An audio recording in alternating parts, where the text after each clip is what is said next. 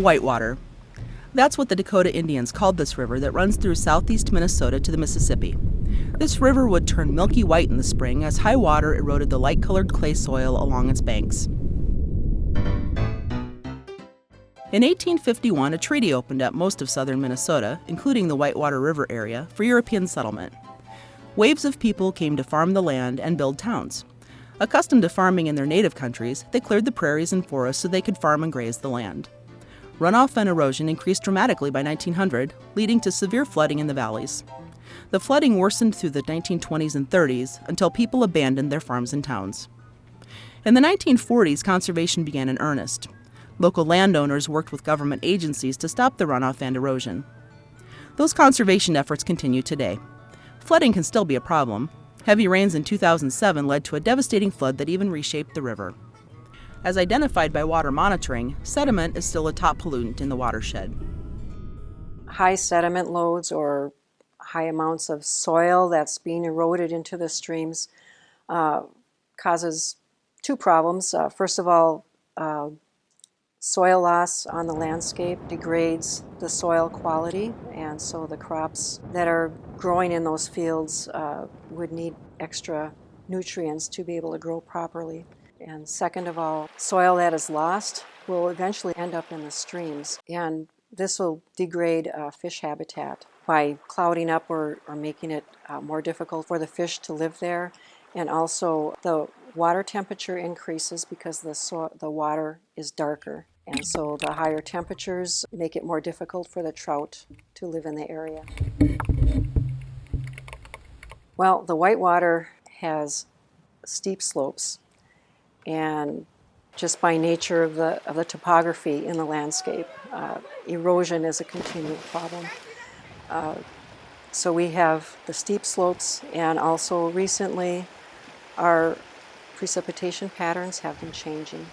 When we get rain events, there are more often to be heavy, more intense episodes, and during these times, if the soil is uncovered, i.e. before it's been planted or after a harvest, if you have bare ground, and we have now these more intense rainfalls, that land during those times are very susceptible to erosion. And if we have one of those events during those times when the ground is bare, erosion will happen. Erosion is a naturally occurring process, but it's being accelerated by land use practices. This program focuses on sediment and how a farmer-led council is working to reduce sediment in local waters and the Mississippi downstream. I take water samples, so if they looked at it, they'd be able to tell, but just myself, I think now it takes a day longer for the stream to clean up than it did, 10 years ago. Used to be 3 days after heavy rain, stream would be nice, you can go fishing.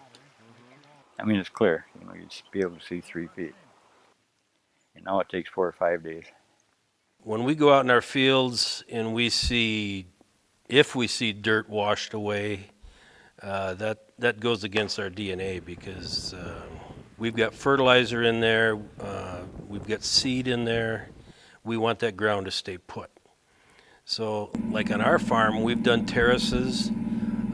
We do minimum till, which leaves the corn stalks blended in on top. So there might be some water leaving the fields, but the soil and the fertilizer pretty much stays put. The farmer-led council in the Whitewater River area is working to keep soil on the land and out of the waters.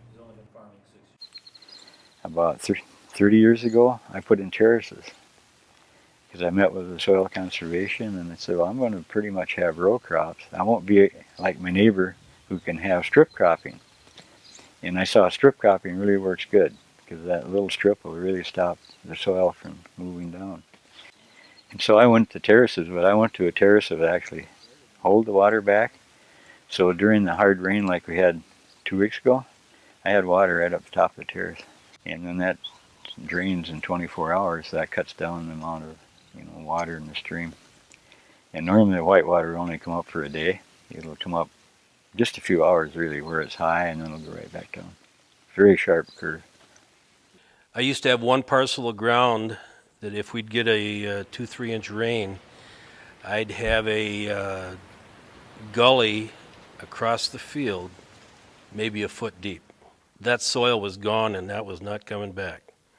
And it takes a long time to rebuild it, the organic matter.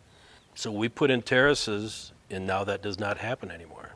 Grass waterway, the grass holds the ground in place, so the water runs down the grass waterway, knocks down the grass, but the grass comes back up and it holds all the soil in place. And it's a great thing. I own a chisel plow that's called the Dominator. I don't have to chop my stalks. It chops them for me and incorporates the stalks in with the soil. There's some theory that says we're chopping our corn stalks too fine to wash off the field. So that may or may not be true. It might be true one year and not the next, depending on how much precipitation we get.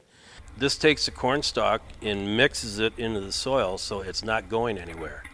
And then I'll come in the spring with a finisher with one pass and cut them again with disc blades and then incorporate that soil and it's ready to plant. So it leaves a little more trash on top than normal. Our system is not perfect, but yet we've got to feed all these people in the world.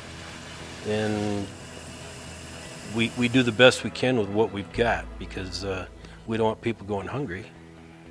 Because it all starts with, once again, it all starts with the soil. I mean, if you look at the whole picture again, you got, and that's the thing is looking at a whole. Everything starts with the ground, and you got to have healthy ground, and mineralized ground, and what the very diversified life in that ground. Because healthy soil makes healthy plants make healthy animals make healthy people.